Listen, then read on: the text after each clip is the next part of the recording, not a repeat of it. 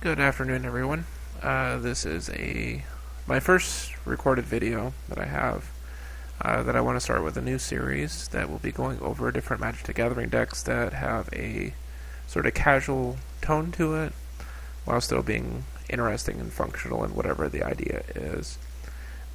So we'll be going over different ideas that you may want to build a deck around and trying to make it function in the way that it should. The deck that we'll be going over today will be what I call the green bounce deck, which is essentially a lot of enter the battlefield and can do a lot of different things with that. So, like on this particular deck, we'll go ahead and draw a starting hand.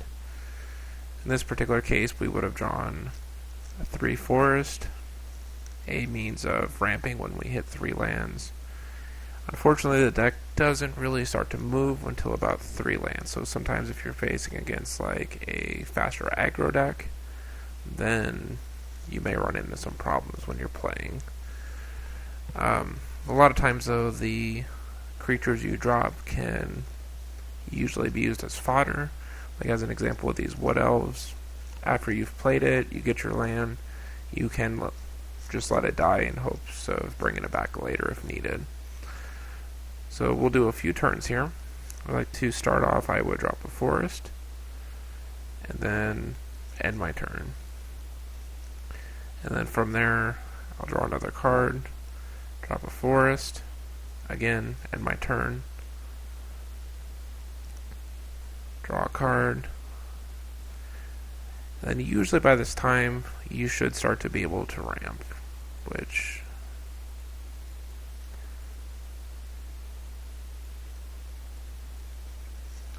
from there, you'll start to be able to pull your land. Though it does take a little bit of time and you will take a little bit of a beating the first couple rounds. At this point you do have a blocker, and from there, hopefully, we can either draw another land from this one. In this case we did not. The deck actually revolves around these Saros. There were 2 different creatures. One was a stampeding wildebeest, and the other one was a Sorrow. It was from the Kamigawa block. They essentially do the same thing but have a different name. So for the most part you can have 8 of these creatures instead of 4. Now initially when they developed the card, I'm sure the idea of returning a green creature at the beginning of your upkeep was meant to be a downside, so he's a 5/4 trample for 4, which was not bad at the time. But since a lot of this stuff comes into play and has an ability, I can drop him into play and then each turn bounce something to put more land into play. So let's say if I were to bring the wildebeest into play, and then end my turn, at the beginning of the next turn, I would have to bring, say, this particular elf back to my hand, and then I would draw a card.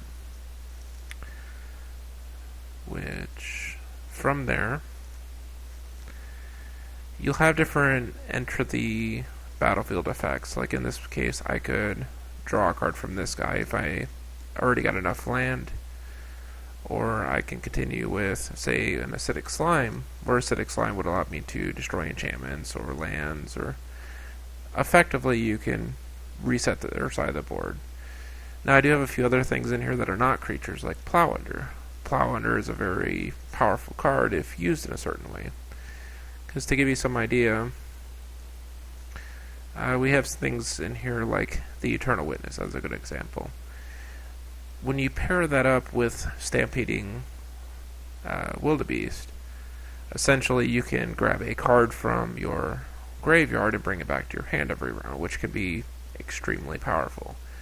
If you were to use that with something like, say, Fog in this deck, you can essentially turbo Fog every round, because you will be bringing the Eternal Witness back to your hand, and then in turn fogging every round. Or you could bring back, say, Plow Under and return 2 lands from their battlefield to the top of their library, which could set them back 2 turns, in addition knocking them down 2 lands. Then, as I said, with the acidic slime, that can get rid of enchantments, lands, artifacts. The only thing that this deck has trouble with dealing with would be destroying creatures.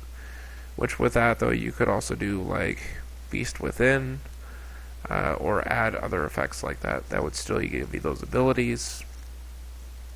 Usually I feel that Beast Within, though, is useful. It's not something particularly that I necessarily need for this deck. And then, of course, you have a couple other ones like the Corruptor. He has Infect, though I haven't really killed too many people with Infect on here. He's very useful for just being a deterrent. If they run through, he'll put -2/-2 on some of the creatures. But most of these creatures usually end up as blockers. Like Acidic Slime again has Death Touch. He becomes a good deterrent for a bigger creature coming through. Eternal Witness also allows you to bring back creatures. So if they do try to get rid of some of your things like the Wildebeest to mess up your combo, a lot of times I can Eternal Witness for the Wildebeest and then hopefully bounce it back. Usually several turns in, it wouldn't be unheard of for, say, turn 3 to get a Wood Elf, turn 4 to get another Wood Elf, and then another land. And then at that point, you're dropping 2 or 3 of those around. And then your ramp goes up really quickly after that. So a lot of times I could ramp up into 12 or 13 lands pretty quickly. And again, things like Elvish Visionary are useful. Another thing too on teammate games, I like the Dryads also, though it's very similar to the Wood Elf. It also has Forest Walk, and it also could drop a land into play under someone else's control. So even if they're not running forest, so sometimes giving your opponent additional land can also hurt you. But then again, with Plow Under, if you're returning all the lands that they mostly will be using to give them one forest, it's unblockable. Because again, this deck does have trouble with killing creatures, unless you just double and triple block with, like, say, the Wildebeest and other things. Then sometimes, it won't necessarily be very good at it. Some other more recent additions I made into it was like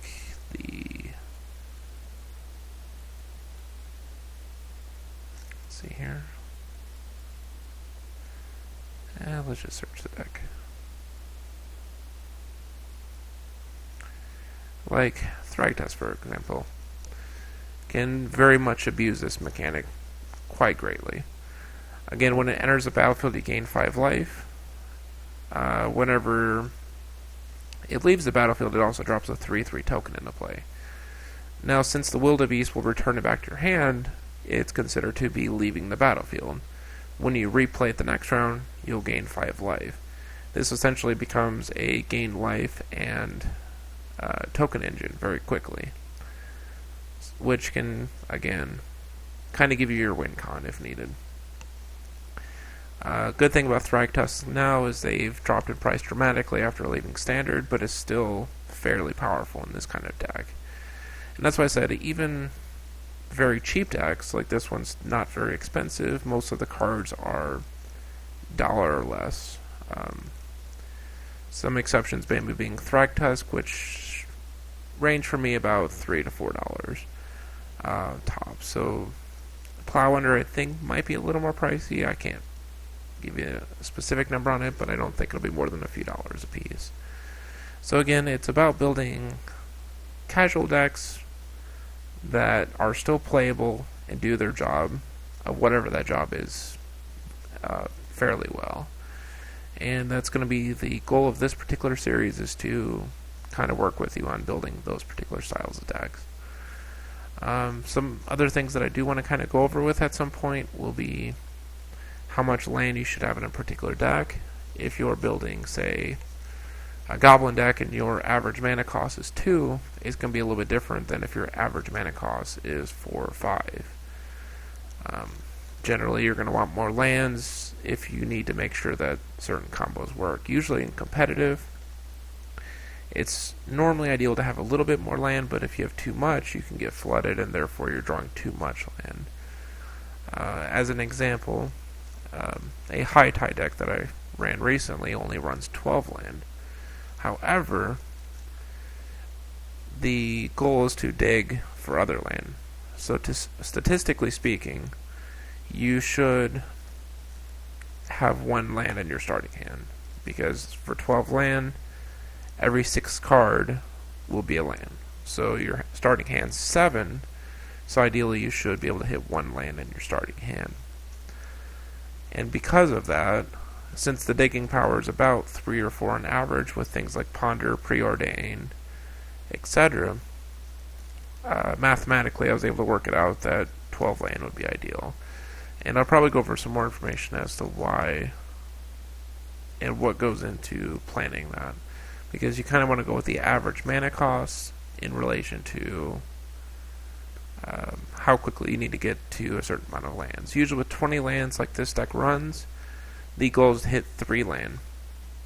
On 20 lands, it's 1 out of every 3 cards.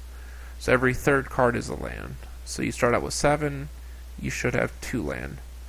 Now again with statistics, it's going to not always be that, but generally that should hopefully be the case. Since you start out with 7 though, by the 3rd turn, you'll have drawn 2 cards, regardless of which side you went, who went first. On the 3rd turn, you should either have hit your 9th card or 10th card. If you didn't draw first, then it would be the 9th. If you did draw, then it would be the 10th. So therefore, you should be able to hit to your Wood Elves, like in the test game that I showed you, by turn 3, or the equivalent of something to ramp your mana on turn 3, which then will give you your 4th and 5th mana possibly. Sometimes it depends on if you draw the 4th mana afterward. But even if you don't, you can continue to Wood Elf and then do the other ones that do the same thing. Like Farhaven Elf is another one. Visionaries are just a good 2-drop that allows you to draw a card, so it helps you to kind of push towards another land. Another Dryad searches for a land, does the same thing. This one gives you another card. He's also really good because he's a 2/5. Sometimes this one is very useful against a lot of your quick aggro decks. Because on turn 3, 5 defense can kind of get you pretty far, unless they're, boosting a particular one very powerful. Oftentimes he can kill a lot of the 1/1s and 2/2s for me until, I can basically get to where I need to get to. And since he also gives you a card in addition to that, that's an added bonus to that. Fog is useful again, because at some point, if they are about to kill you, you can fog out of it, and then hopefully get to an Eternal Witness as quickly as possible to bring the fog back, and again, fog when needed. Thragtusk will kind of give you that life that you need to continue moving forward, so even if they're like blasting you with lightning bolts or shocks and things like that, the Thragtusk can easily put a damper on that very quickly. Even if they lightning bolt him, you'll bring a 3/3 token into play, which is kind of like card advantage in the end. And then even if he goes to the graveyard, Eternal Witness could grab him and allow you to play him again. So these are different options, and I'll kind of go over some more deck builds. This is just one that I was particularly happy with. It was fun to play, and I've enjoyed it thoroughly since I've had it. So sometimes people usually see me play this one a little bit because, again, it can be fun. Depending on how long the game goes, some people may consider it to be unfun to play against, but it depends on how badly you reset them at that point. Usually after hitting someone with Plow Under a few times, that usually will end the game for you.